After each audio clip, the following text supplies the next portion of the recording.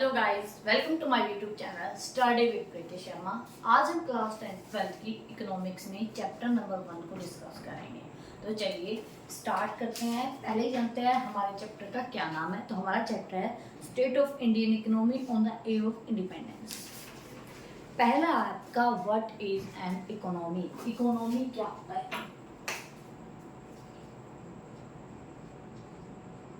Economy क्या होता है? इकोनॉमी का मतलब होता है एग्रीगेट ऑफ इकोनॉमिक एक्टिविटीज, या हम कह सकते हैं economy is sum of economic activities. Right. Economic activities क्या हैं? All those activities which are related to income is known as economic activities. यानी कि वो सारी क्रियाएं जो धन से संबंधित होती हैं वो कौन सी एक्टिविटीज कहलाती हैं? इकोनॉमिक एक्टिविटीज कहलाती हैं। जैसे कोई भी बिजनेस करना, आपका एम्प्लॉयमेंट, आपका प्रोफेशन, ये सब क्या है? ये सब इकोनॉमिक एक्टिविटीज हैं। और हम पढ़ रहे हैं टॉपिक क्या था? इकोनॉमी। इकोनॉमी मतलब ग्रुप ऑफ या sum of economic activities. Economic activities क्या था? वो सारी एक्टिविटीज जिनका मोटिव प्रॉफिट अर्न करना है, इनकम अर्न करना है, वो सब क्या है? आपकी इकोनॉमिक एक्टिविटीज है, लाइक बिजनेस, एम्प्लॉयमेंट, प्रोफेशन। समझ आया? उसके बाद है features of Indian economy eight the time of independence. यानी कि हमारी इकोनॉमी की क्या फीचर्स थी इंडिपेंडेंस के टाइम पे। पहला है हमारा फीडर इकोनॉमी। फर्स्ट क्या मतलब बोला है हमारा? Feeder economy.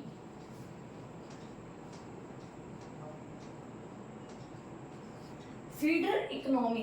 India was just a feeder economy for the growing British industries. India was supplying raw material for the fast growing British industries and was also ready a market for machine made British goods. मतलब क्या है? Independence के time पे हमारा India Britain को क्या कर रहा था? फीड कर रहा था रॉ मटेरियल। हमारा सारा रॉ मटेरियल रेलवेज की हेल्प से कहाँ जा रहा था? ब्रिटेन के अंदर जा रहा था, और वहाँ के मशीन मेड प्रोडक्ट को इंडिया के अंदर इंपोर्ट कर दिया जाता, जो कि इंडिया के अंदर सेल होता था। तो हमारी इकोनॉमी की सिचुएशन थी फीडर इकोनॉमी। हमारी इकोनॉमी किसको फीड करी थी? ब्रिटेन को फीड कर रही थी। राइट। उसके बाद है हमारा semi feudal economy. Semi feudal economy का मतलब क्या होगा? Semi feudal economy. At the time of independence, Indian economy was a semi-feudal. A semi-feudal economy is one which is neither completely feudal or not completely capitalist. Indian industrial sector was having large industries as cotton, jute, iron, paper, and these were converted into capitalist enterprises. Besides, tea, coffee, and rubber farm also having capitalist structure. There existed feudalism, agricultural structure. The land settlement system introduced by Lord Kelvin 19 gave the birth of feudal relationship, landlord-tenant relations. The landlord-tenant system changed very high rate of lagan and very rule of cultivation. Semi feudal का मतलब क्या है? ना तो हमारी economy पूरी तरीके से सोशलिस्ट थी, ना ही हमारी इकोनॉमी पूरी तरीके से कैपिटलिस्ट थी, ना ही हमारा इंडस्ट्री सेक्टर ज़्यादा ग्रोथ कर रहा था, और ना ही हमारा एग्रीकल्चर सेक्टर की कोई ज़्यादा ग्रोथ हो रही थी। उसके बाद है स्टैग्नेंट इकोनॉमी।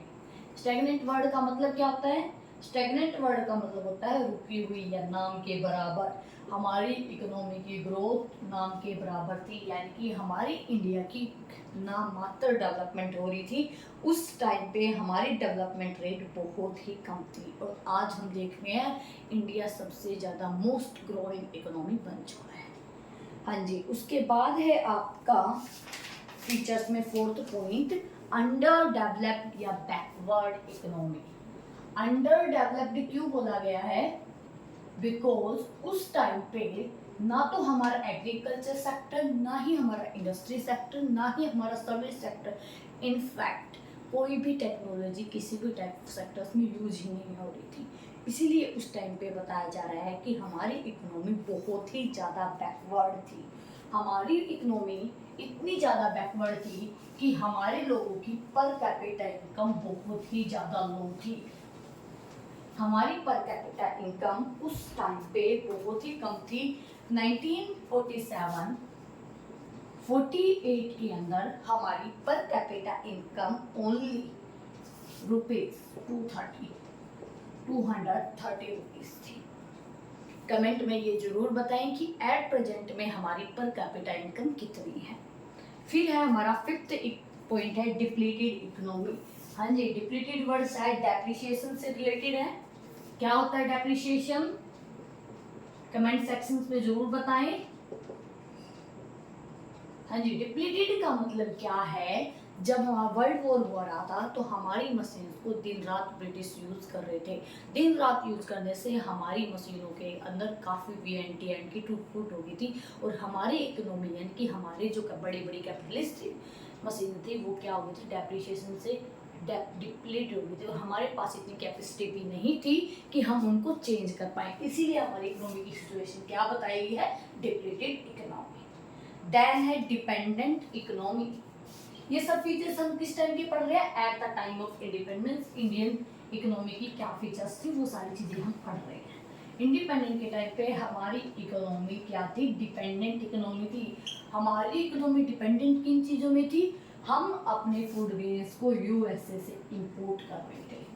हम बहुत सारे हमारे फूड ग्रेन्स हैं वो यूएसए से इंपोर्ट कर रहे थे। देखो उस टाइम पे कितनी बेकार सिचुएशन हमारे कंट्री के लिए थी और आज इंडिया बहुत बड़ा एक्सपोर्टर है पूरे वर्ल्ड के अंदर। हम अपनी लेवल पे फूड ग्रेन्स को एक्सपोर्ट कर रहे हैं। ये सारी कंडीशन ग्रीन रिवोल्यूशन के बाद हुई है। उस टाइम पे बात करें तो हमारी इकोनॉमी कम्प्लीटली अनदर कंट्रीज पे फूड ग्रेन्स के लिए अनदर प्रोडक्ट के लिए क्या थी? डिपेंडेंट थी। देन है आपका इसका डिसइंटीग्रेटेड इकोनॉमी। हाँ जी, इंटीग्रेटेड का मतलब क्या होता है? इंटीग्रेटेड का मतलब होता है कि आपकी इकोनॉमी जुड़ी हुई और उस टाइम पे हमारी इकोनॉमी डिसइंटीग्रेटेड हो गई थी। इसके बीच में इंडिया और पाकिस्तान के बीच में हमारी इकोनॉमी के टुकड़े हुए थे, इंडिया एंड पाकिस्तान। ये सारे फीचर्स पढ़े हैं हमने कि हमारी इकोनॉमी की क्या सिचुएशन थी at the time of independence.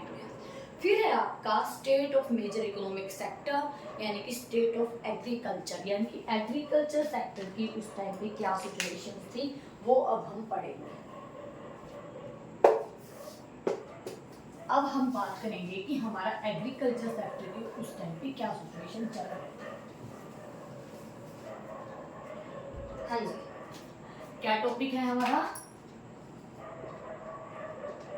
State of agriculture sector, right. इसमें पहला पॉइंट क्या है आपका? स्टैग्नेशन। हाँ जी, आई थिंक पहले आ चुका है हमारा स्टैग्नेशन। स्टैग्नेशन का मतलब क्या होता है? रुकी हुई। हमारे एग्रीकल्चर सेक्टर की उस टाइम पे कोई भी ग्रोथ नहीं हो रही थी, लेकिन मोस्ट ऑफ कंट्रीज के पीपल हमारे एग्रीकल्चर के ऊपर डिपेंडेंट थे।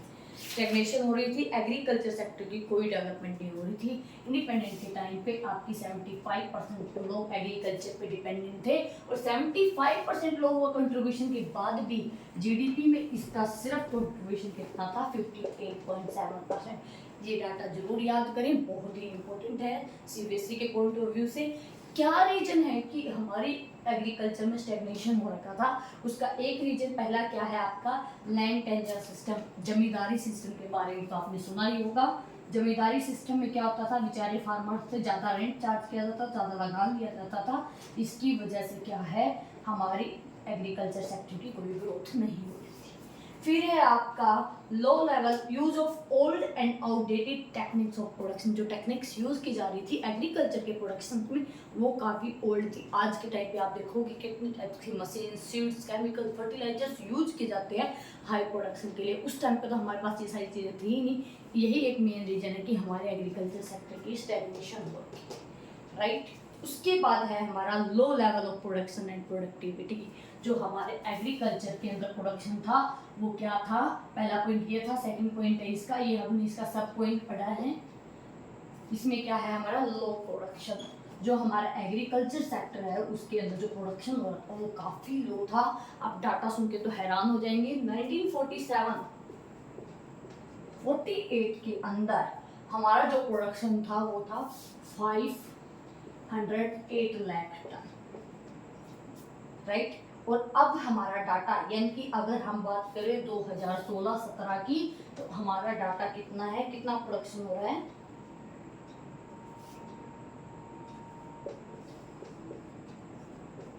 देखिए कितना ज़्यादा चेंज आ चुका है। फिर आपका first commercialisation of agriculture. Commercialisation of agriculture का मतलब क्या है? सरप्लस। सरप्लस यानी कि एक्सेस प्रोडक्शन को मार्केट के अंदर सेल करके प्रॉफिट अर्न करने को हम बोलते हैं कॉमर्शलाइजेशन ऑफ एग्रीकल्चर। उस टाइप पे फर्स्ट कॉमर्शलाइजेशन किया गया था नील की खेती। इंडिगो के बारे में तो आपने सुना ही था कि जबरदस्ती उनसे इंडिगो की क्रॉप ग्रो करवाई जाती और फार्मर उसको ब्रिटिश सेल करते थे अपने बेनिफिट्स के लिए, राइट। ये सारे मेन रीजंस हैं कि हमारे एग्रीकल्चर सेक्टर की डेवलपमेंट नहीं हो रही थी। उसी में हमारा नेक्स्ट पॉइंट है लैक ऑफ रिसोर्सेज। हमारे एग्रीकल्चर के डेवलपमेंट के लिए हमारे पास कोई भी प्रॉपर क्या नहीं थे, रिसोर्सेज नहीं थे। ये भी एक बहुत बड़ी प्रॉब्लम है एग्रीकल्चर के डेवलप ना होने की। फिर है हैवी डिपेंडेंट ऑन रेनफॉल। हम रेनफॉल यानी कि बारिश के ऊपर बहुत ज़्यादा डिपेंडेंट थे। अगर बारिश हो जाती तो अच्छे प्रोडक्शन होता, बारिश नहीं होती तो अच्छा प्रोडक्शन नहीं होता था। क्यों? क्योंकि हमारे यहाँ पे इरिगेशन के ऊपर कोई फैसिलिटी प्रोवाइडेड नहीं थी, राइट। ये सारे कॉजेज हमने पढ़े कि क्यों हमारा एग्रीकल्चर सेक्टर, या हम कह सकते हैं उस टाइम पे हमारे एग्रीकल्चर सेक्टर की क्या सिचुएशन। हमने एग्रीकल्चर सेक्टर में पहला पॉइंट क्या पढ़ा? पहला पॉइंट हमने पढ़ा स्टैग्नेशन। और किसी स्टैग्नेशन के हमने दो रीजन पढ़े, लैंड टेंजर सिस्टम यानी कि जमींदारी सिस्टम। दूसरा रीजन पढ़ा कि आउटडेटेड टेक्नोलॉजी यूज हो रही है, राइट। देन हमने सेकंड पॉइंट पढ़ा लो लेवल ऑफ प्रोडक्शन। जो प्रोडक्शन लेवल है उस टाइम पे बहुत ज़्यादा लो था, जो अब बहुत ज़्यादा इंक्रीज हो चुका है।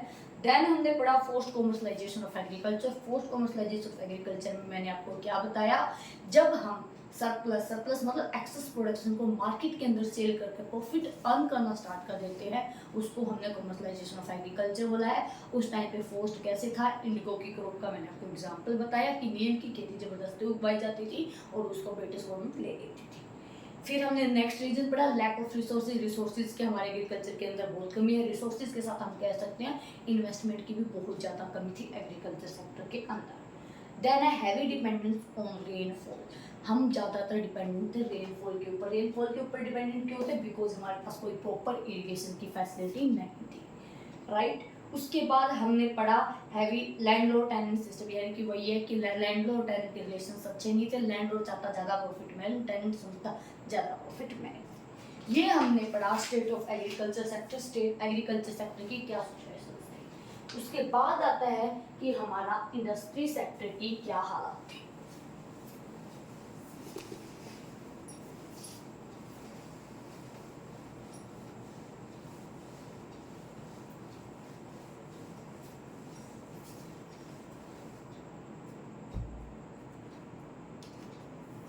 हाँ जी, अब बात करते हैं इंडस्ट्री सेक्टर के बारे में। इंडस्ट्री सेक्टर में पहला है आपका डी इंडस्ट्रियलाइजेशन।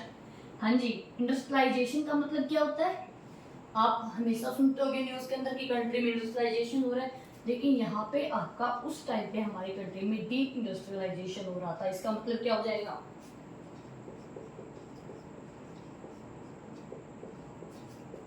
डी इंडस्ट्रियलाइजेशन का मतलब क्या है कि धीरे धीरे इंडस्ट्रीज का बंद होना, खत्म होना, उसको क्या बोलते हैं? D industrialisation. उस टाइम पे ऐसा क्यों हो रहा था? क्योंकि ब्रिटिश गवर्नमेंट ने ऐसे रूल्स रेगुलेशंस बना दिए थे। कैसे रूल रेगुलेशन बना दिए थे? इंडिया की जो प्रोडक्ट वर्ल्ड के अंदर एक्सपोर्ट हो रहे थे, आपने सुना भी होगा, इंडिया के कपड़े, इंडिया के हाथ की बनी हुई चीज़ें पूरे वर्ल्ड के अंदर बिकती थी, उनके एक्सपोर्ट के ऊपर बहुत ही हैवी क्या लगा दी थी? ड्यूटी चार्ज करती थी एक्सपोर्ट के ऊपर, राइट। और जो ब्रिटिश के प्रोडक्ट इंपोर्ट होते थे हमारी कंट्री में, उनके ऊपर कोई भी ड्यूटी चार्ज नहीं किया। तो धीरे धीरे क्या हुआ? इंडिया के प्रोडक्ट इंडिया के अंदर तो सेल होते ही नहीं थे, क्योंकि ब्रिटिश प्रोडक्ट ज़्यादा बिकने लगे, और एक्सपोर्ट ना होने की वजह से बाहर भी इंडिया के प्रोडक्ट की डिमांड कम होगी। यही रीजन है कि धीरे धीरे हमारी सारी इंडस्ट्रीज बंद। उसके बाद है वेरी फ्यू मॉडर्न इंडस्ट्रीज। उस टाइम पे हमारे पास बहुत ही कम मॉडर्न इंडस्ट्रीज थी। The cotton textile mills mainly dominated by Indian located in Maharashtra and Gujarat, with the jute mills dominated by the foreigners were mainly concerned in Bengal. With the lack of capital goods industries. Capital goods industries का मतलब क्या होता है? Capital goods कौन से होते हैं? Capital goods कौन से होते हैं? कैपिटल गुड्स के लिए आपका होता है प्रोडक्शन प्रोसेस। कीवर्ड होता है ये। कीवर्ड कैसे? वो सारी चीजें जो आपकी प्रोडक्शन प्रोसेस के अंदर यूज होती है कैपिटल कहलाती है। कैपिटल गुड्स कहलाते हैं। उस टाइम पे हमारे पास कैपिटल इंडस्ट्रीज में सिंगल एक थी, आपने सुना भी होगा, टिस्को। यानी कि टिस्को आपकी कब स्टेब्लिश हुई थी, ये कई बार आपका क्वेश्चन पूछा गया है। हमारी टिस्को की फुल फॉर्म क्या है, Tata iron and steel company कब आई थी आपकी, 1907 के अंदर स्टैब्लिश हुई थी, राइट। यही एक इंडस्ट्रीज थी। उसके बाद है next point, limited role of public sector. जो पब्लिक सेक्टर है उसका रोल बहुत ही कम था, लिमिटेड था। कंट्रीब्यूशन टू जीडीपी हमने पढ़ा था कि एग्रीकल्चर में उसका जो कंट्रीब्यूशन है वो 58 था, लेकिन इंडस्ट्री सेक्टर का जीडीपी में कंट्रीब्यूशन सिर्फ 11.8% था, जो कि बहुत ही कम है। उसके बाद है new pattern of demand. New pattern of demand क्या है, अब तक इंडिया के प्रोडक्ट बाहर भी बिक रहे थे और इंडिया के अंदर भी बिक रहे थे, लेकिन धीरे धीरे क्या हुआ, एक्सपोर्ट पे ज़्यादा ड्यूटी लगाने की वजह से ना तो इंडिया के प्रोडक्ट बाहर जा पा रहे थे, और यहाँ पे मशीन मेड प्रोडक्ट इंडिया के अंदर सेल होने की वजह से ना इंडिया के प्रोडक्ट इंडिया के अंदर पर सेल हो रहे थे। पैटर्न ही चेंज हो गया था, बाहर के प्रोडक्ट ही वहाँ बिक रहे थे, बाहर इंडिया के प्रोडक्ट ही यहाँ पे बिक रहे थे, राइट। ये थी हमारी इंडस्ट्री सेक्टर की सिचुएशन उस टाइम पे। अब बात करते हैं, हमारा नेक्स्ट टॉपिक हो जाएगा फॉरेन ट्रेड, कि उस टाइम पे फॉरेन ट्रेड की क्या कंडीशंस थी। अगर आप ध्यान से पॉइंट को रिवाइज करेंगे तो फॉरेन ट्रेड के पॉइंट हम पहले ही रिवाइज कर चुके हैं। फॉरेन ट्रेड में हमारी पहला पॉइंट है exporter of primary goods and importer of finished goods. ये पॉइंट बहुत ही इंपॉर्टेंट है, सीबीएसई पॉइंट ऑफ व्यू से कई बार पूछा गया क्वेश्चन है कि कैसे इंडिया एक्सपोर्टर बन चुका है प्राइमरी गुड्स का, इंपोर्टर बन गया था हमारे फाइनल गुड्स का, एंड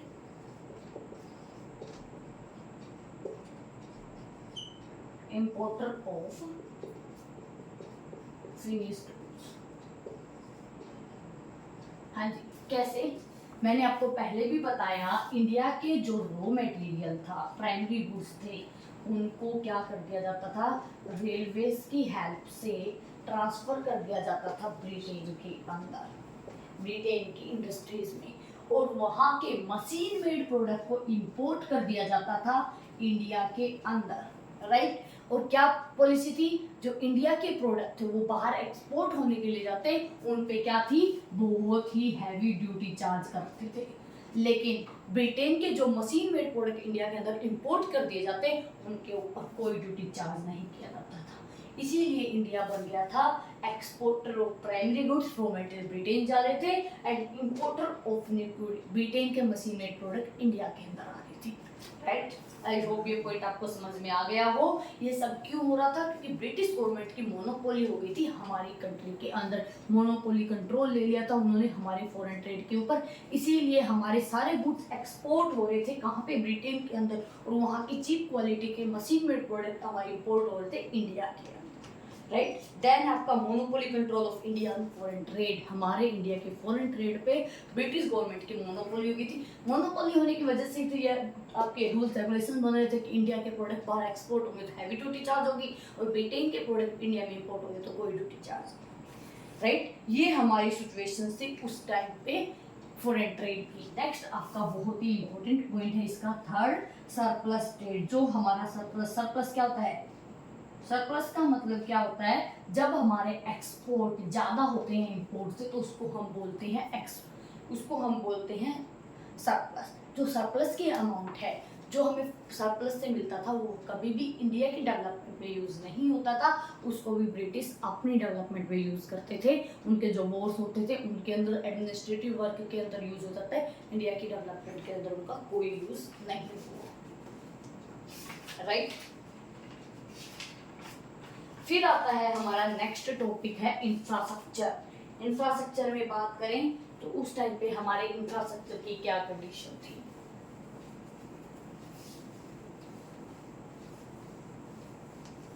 इंफ्रास्ट्रक्चर की बात करें तो पहला पॉइंट आता है हमारा रेलवे। हाँ जी, रेलवे कब इंट्रोड्यूस हुई थी इंडिया के अंदर, ये भी कमेंट में जरूर बताएं। रेलवे जो है हमारी कंट्री के अंदर 1850 के अंदर इंट्रोड्यूस हुई थी, और जो पहली ट्रेन है वो कब चली थी, 1853 के अंदर चली थी। और ये पहली ट्रेन हमारी कहाँ से कहाँ तक चली थी, ये हमारी स्टार्ट हुई थी बॉम्बे टू थाने। बॉम्बे टू थाने। कितने किलोमीटर पे चली थी? ये हमारी चली थी टोटल 50,100 किलोमीटर। पहली ट्रेन 1853 में चली थी, बॉम्बे टू थाने चली थी। और अगर इंडिया रेलवेज कब इंट्रोड्यूस की थी? वो 1850 के अंदर इंट्रोड्यूस की गई। ठीक है, देन हमारे बात करते हैं रोड की। तो रोड्स भी डेवलप हुए थे हमारे उस टाइम पे। रोड्स की अगर हम बात करें तो 1951 के अंदर नेशनल हाईवे थे हमारे 22,000 किलोमीटर। जो हमारे स्टेट हाईवे हैं वो थे हमारे 43, और जो हमारे अदर रोड्स हैं वो थे 3.35 ये किलोमीटर। ये भी आपका किलोमीटर, राइट। फिर आपकी पावर की बात करें तो the total generation of power India कितनी थी? 6.6 बिलियन थी। और वो कोयल से होती थी 57%, ऑयल और गैस से बनती थी 30.7%, और वाटर से होती थी 5.8%। देन है आपका एयर ट्रांसपोर्ट। एयर ट्रांसपोर्ट में आपकी टाटा एयरलाइंस जो स्टैब्लिश, टाटा एयरलाइंस कब आई थी? 1932 के अंदर आई थी। ये बात कर रही थी। इरिगेशन की फैसिलिटीज धीरे धीरे डेवलप हो रही थी, लेकिन बहुत सारी एरियाज में इरिगेशन की कोई फैसिलिटीज नहीं थी। हेल्थ फैसिलिटीज की बात करें तो हमारी हेल्थ फैसिलिटीज भी उस टाइम पे बहुत ही ज़्यादा वीक थी, राइट। ये थी हमारी उस टाइम पे हमारी इंफ्रास्ट्रक्चर की कंडीशन। देन हमारा पॉइंट है डेमोग्राफिक स्ट्रक्चर। हाँ जी, डेमोग्राफिक स्ट्रक्चर का मतलब क्या होता है? Human beings in population, size, density, age, structure, birth rate, death rate, इन सबको इंक्लूड करना क्या कहलाता है? डेमोग्राफिक सिचुएशन कहलाता है। तो हम बात करते हैं कि उस टाइप पे हमारी डेमोग्राफिक सिचुएशन क्या थी, स्ट्रक्चर क्या था।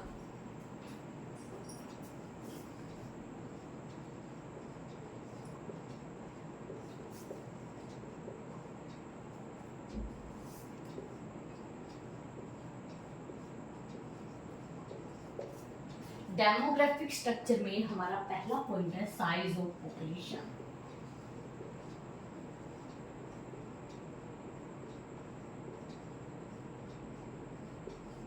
हाँ जी, साइज ऑफ पॉपुलेशन की बात करें तो हमारा 1921 से पहले कभी हमारी पॉपुलेशन इंक्रीज हो जाती, कभी हमारी पॉपुलेशन डिक्रीज हो जाती, लेकिन 1921 के बाद से लेके अभी तक कभी भी हमारी पॉपुलेशन डिक्रीज नहीं हुई है। यही वजह है कि 1921 को the year of great divide भी बोला जाता है। ये क्वेश्चन भी आपका सीबीएसई में रिपीटेड है, कई बार पूछा गया है। कौन सी ईयर को ईयर ऑफ ग्रेट डिवाइड, या बोल सकते हैं कि ईयर ऑफ ग्रेट डिवाइड कौन सा ईयर है। ये क्वेश्चंस आपका बहुत ज़्यादा इम्पोर्टेंट है, राइट, भी बोला जाता है। देन है उस टाइम पे हमारी बर्थ रेट भी बहुत ज़्यादा हाई थी और डेथ रेट भी बहुत ज़्यादा हाई थी। डेथ रेट हाई क्यों थी? क्योंकि हमारे पास प्रॉपर हेल्थ फैसिलिटीज़ थी ही नहीं। देन है आपका लिटरेसी रेट बहुत ही ज़्यादा था। हमारी कंट्री में ओनली 16% लोग क्या थे? पढ़े लिखे थे। और महिलाओं में तो ये रेट बहुत ही कम था। ओनली आपका 7% वुमेन्स क्या थी? एजुकेटेड थी। ओके, देन आता है पुअर हेल्थ फैसिलिटीज। उस टाइम पे हमारी हेल्थ फैसिलिटीज बिल्कुल भी अच्छी नहीं थी। ये थी हमारी डेमोग्राफिक सिचुएशन। उसके बाद है ऑक्यूपेशनल स्ट्रक्चर की बात करेंगे कि लोगों को रोजगार कहाँ से मिल रहा था उस टाइम पे। अभी तक हम कौन कौन से पॉइंट डिस्कस कर चुके हैं? सबसे पहले हमने एग्रीकल्चर सेक्टर के बारे में बात किया, फिर हमने इंडस्ट्री सेक्टर के बारे में बात किया, देन हमने फॉरेन ट्रेड के बारे में बात किया, फिर हमने हमारा इंफ्रास्ट्रक्चर के बारे में बात किया, फिर हमने हमारा डेमोग्राफिक स्ट्रक्चर के बारे में देखा। नेक्स्ट हम देख रहे हैं कि हमारा ऑक्यूपेशनल स्ट्रक्चर की क्या सिचुएशन थी।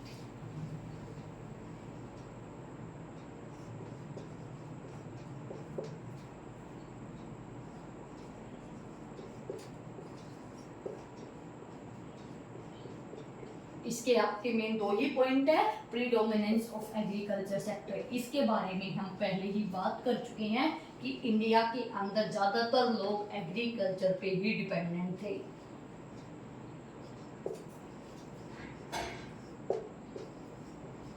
प्राइमरी सेक्टर यानी कि हमारी कंट्री के अंदर 70 से 75% लोग एग्रीकल्चर के ऊपर डिपेंडेंट थे। लोगों का रोजगार एग्रीकल्चर से ही चल रहा था। देन है आपका रीजनल डिस्पैरिटी, यानी कि हमारी कंट्री में कुछ स्टेट तो बहुत ही ज़्यादा डेवलप हो रहे थे और कुछ स्टेट के अंदर कोई भी डेवलपमेंट नहीं थी, और कुछ लोगों के पास रोजगार था और कुछ लोगों के पास रोजगार नहीं था। ये थी हमारी उस टाइम पे ऑक्यूपेशनल स्ट्रक्चर की, राइट। उसके बाद आता है हमारा इस चैप्टर का लास्ट टॉपिक, जो कि बहुत ही ज़्यादा इम्पोर्टेंट है सीबीएसई के पॉइंट ऑफ व्यू से, और ये क्वेश्चन हमारा रिपीटेड है।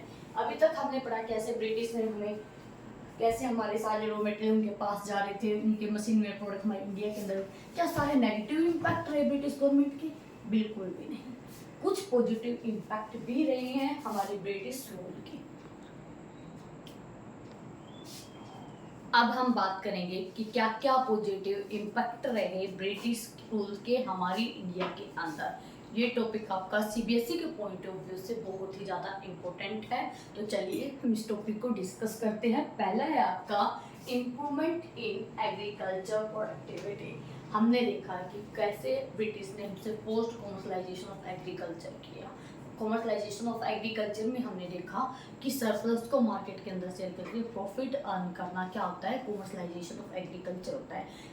ब्रिटिश रूल से पहले हम सब्सटेंस फार्मिंग करते थे, यानी कि सिर्फ पेट भरने के लिए खेती करते थे। अंग्रेजों के आने के बाद, ब्रिटिश गवर्नमेंट के बाद हमने इम्प्रूवमेंट कर ली एग्रीकल्चर प्रोडक्टिविटी से, क्योंकि ये हमारा सोर्स ऑफ इनकम हो चुका था, राइट। देन है हमारा बेटर मीन्स ऑफ ट्रांसपोर्टेशन। हमारे पास ट्रांसपोर्टेशन के मीन्स मतलब बहुत ही अच्छे साधन हो चुके थे। आपने पढ़ा हमारे इंडिया के अंदर रेलवे 1850 और पहली ट्रेन 1853 के अंदर इंट्रोड्यूस की थी, जो कि ट्रांसपोर्टेशन में बहुत ही अच्छा एक हमारा स्टेप हुआ, कदम हुआ, राइट। देन उसके बाद है हमारा shift of monetary economy. Monetary economy का मतलब क्या होता है? मनी के अंदर ट्रांजैक्शंस करने को हम बोलते हैं मॉनेटरी सिस्टम। मॉनेटरी सिस्टम हमारा ब्रिटिश रूल के बाद आया है, क्योंकि इससे पहले तो हम बार्टर सिस्टम को फॉलो करते थे। बार्टर सिस्टम क्या होता है? बार्टर सिस्टम का मतलब है C2C इकोनॉमी। C2C इकोनॉमी क्या है? Commodity to commodity. जब प्रोडक्ट के बदले प्रोडक्ट को ही एक्सचेंज किया जाता है, उसको हम बोलते हैं जी barter system, C2C economy. British आने से पहले हम उसी पे डिपेंडेंट थे, लेकिन ब्रिटिश आने के बाद हम मॉनेटरी इकोनॉमी पे आ गए, मनी का ओरिजिन हुआ।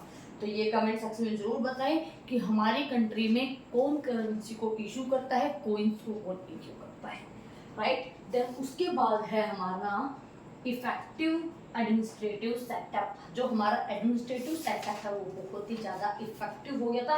कैसे? The British government had an effective administration which serves as ready returner for Indian politicians after independence. जो एडमिनिस्ट्रेटिव था, इंडिपेंडेंस के बाद हमारी पॉलिटिक्स में उसने काफ़ी हेल्प की।